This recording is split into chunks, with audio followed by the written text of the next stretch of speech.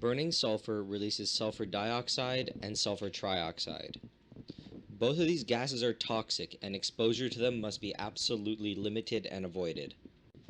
Also, not only are these gases toxic, but upon exposure to moisture or water, they will form acid.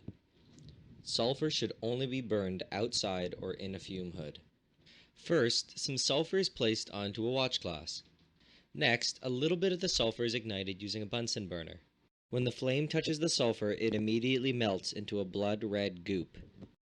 When the sulfur is ignited, it starts reacting with oxygen in the air to form sulfur dioxide as well as sulfur trioxide.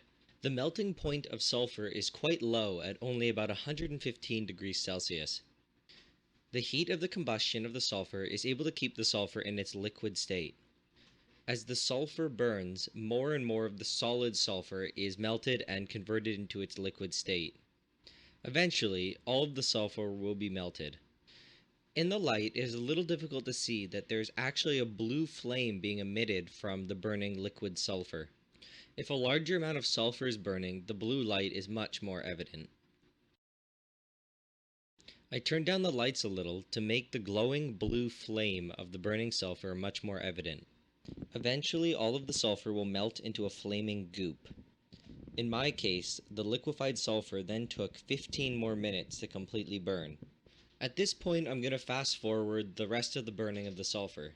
This has been sped up to about 12 times the actual speed. The real-time version of the sulfur burning is going to be included immediately after this. It will be from the very start until it completely liquefies. I'll include some nice soothing background music.